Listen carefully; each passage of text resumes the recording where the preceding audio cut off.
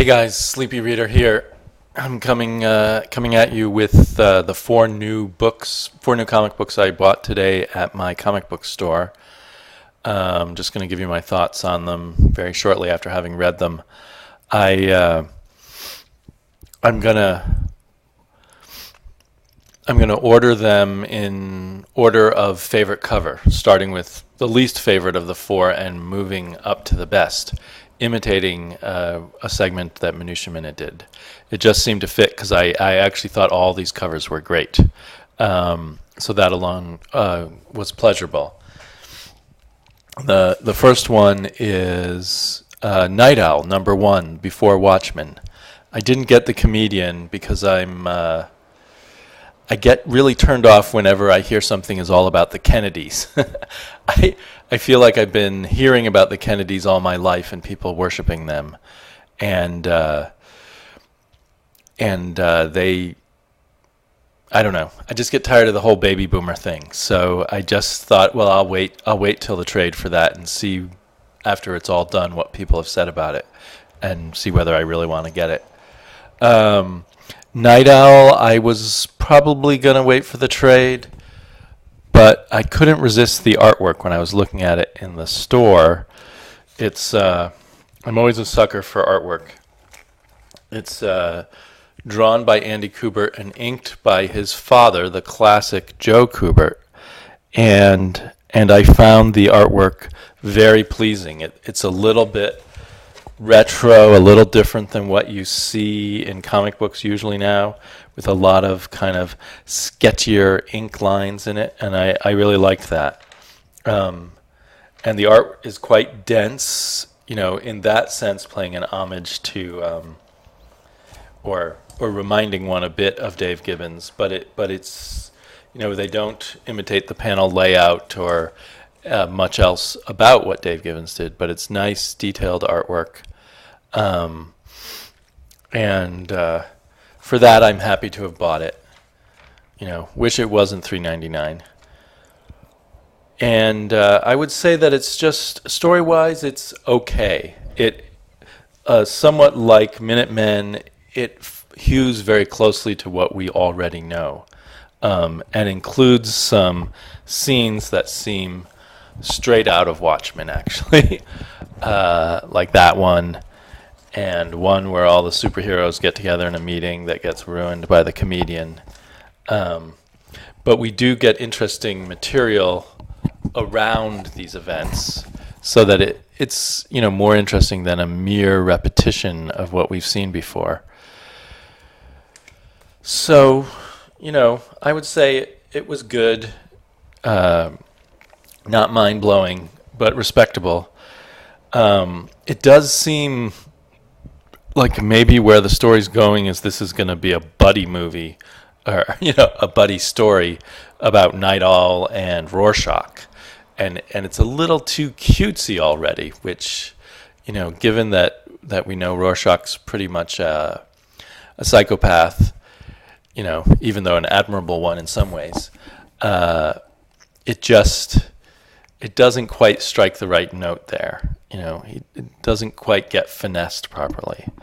I know a lot of people seem to hate J. Michael Straczynski's writing, and I haven't read enough of him to judge, and from this I still can't judge. It's not terrible, what I've seen here. We'll have to see where he goes with it all. But it doesn't, if you're being really picky, it doesn't sit exactly right with the Watchmen feel in that sense of the characterization of Rorschach and Nite Owl together. It is a beautiful cover and beautiful artwork. I'll probably keep getting it. I'm on the fence about all of these. I might just, even though I bought the first issue, I might wait for the trade. So we'll see. I keep changing my mind about what I'm going to get all the time. For instance, I wasn't going to get any Superman, but I grabbed this Superman. It's written by Dan Jurgens and art by Jesus Marino, and I thought it was a very good Superman story. Now, granted, I don't have a huge amount of Superman especially present day Superman lore in my head. So, it may still be a betrayal of all that Superman should be, but it seems like a huge improvement over any other New 52 Superman I've seen. Except for, the costume, no matter how well it's drawn, it's just a terrible idea. Particularly the boots and the belt, actually, now that I think of it. It's just, the whole thing is goofy. But it has a wonderful cover by Ivan Reis, the regular penciler on Aquaman. It'd be great to imagine him doing covers, doing interior art for Superman on a regular basis. It's just, to me, he's a wonderful updating of the Neil Adams style of artwork. And this is a great cover. And this supervillain is nicely ambiguous, not quite a villain, and just the right kind of powers to give Superman a challenge. And woven into the whole story is an interesting subplot which ties directly to the main plot of the reporting of Superman's real identity. Only it's not Clark Kent. They pick someone else to be the real Superman, or who they think is the real Superman, and they broadcast his identity on TV, and that inevitably brings the supervillain to him, and it all is tied in with Morgan Edge and Lois Lane and some other characters in the journalist world. So it all tied together really nicely, and it began in the issue before this, and that's the reason I picked this up, is because I hastily read the issue before this at Barnes & Noble. I was just going to peek at it, and as I started reading, I kept reading it, sitting in one of their cozy chairs.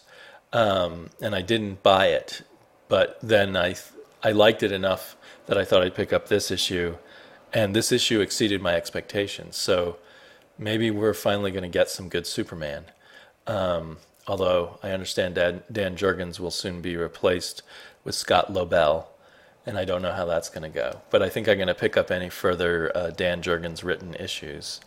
There's just some great stuff in here. The art is quite good, particularly in the superhero sections, in the costume superhero sections. It's a little weaker when we're dealing with everyday people in more everyday scenes.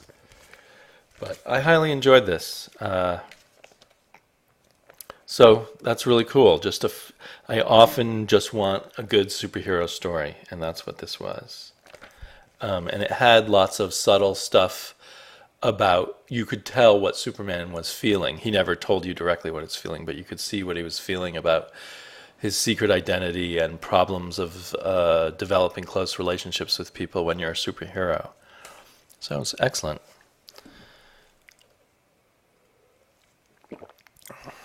And then on to Justice League Dark. I bought the first issue of the new Greg Lemire run on Justice League Dark and was a bit disappointed with it. But I picked this one up anyway, mostly when I saw this, the House of Mystery. And it must not be the same House of Mystery that we see in Vertigo comics, or I don't think so. It must be the new 52's version of the House of Mystery, but it's pretty cool. And this whole issue, I felt, was way better than Jeff Lemire's first issue. Of course, the first issue was needed to set it up, but it was very little action, but the art was great, and there was just kind of a psychological plot tension throughout that I thought worked really well, and little plot twists, and a lot of wondering who's lying and who's telling the truth. And there's these sequences with Madame Xanadu having visions of the future, but I think her vision of the future may or may not be a lie. So it was all very interesting and has me wanting to read the next issue. So I'm now really on board with Justice League Dark, which is funny because I just saw Minutia Minute decide to get rid of Justice League Dark, even though he liked the previous issue. And I love this Brian Sook cover, if that's how you pronounce his name, S-O-O-K. That's a cool last name, but I'm not sure how to pronounce it. Sook.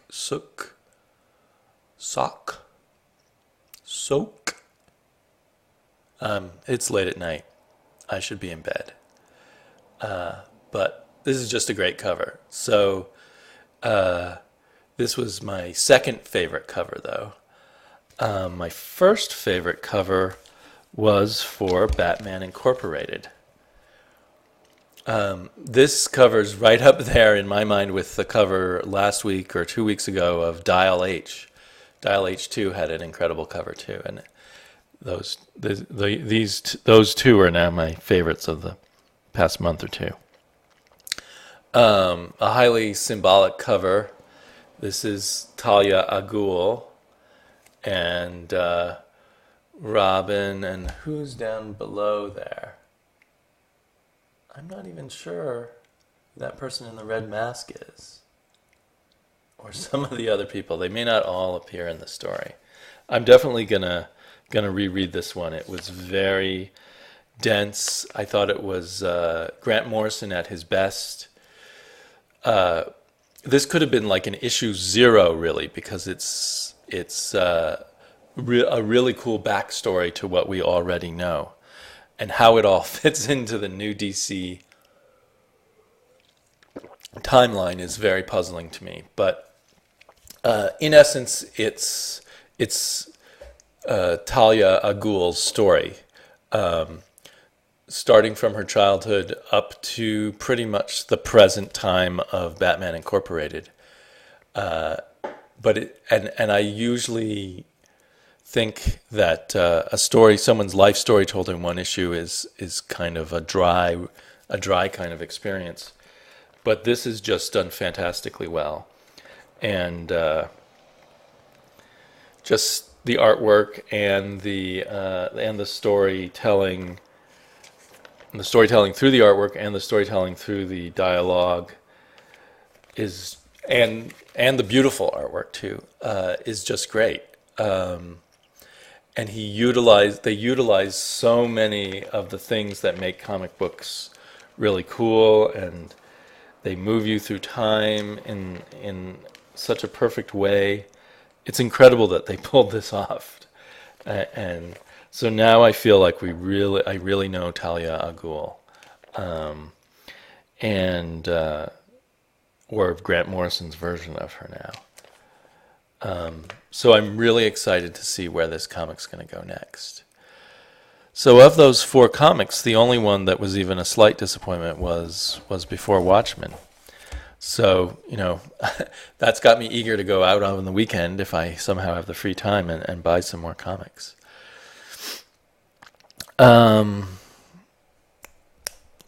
If anyone hasn't seen the video I did about reaching 100 subscribers, just using that as an opportunity to have people ask me questions. So sometime over this coming weekend, I'm going to do a video where I answer all the questions people have posted on that video. So if you haven't seen it yet, go ahead and post some questions for me. I think I've got about 17 really good questions already, so maybe that's enough. But if you have any kind of questions for me,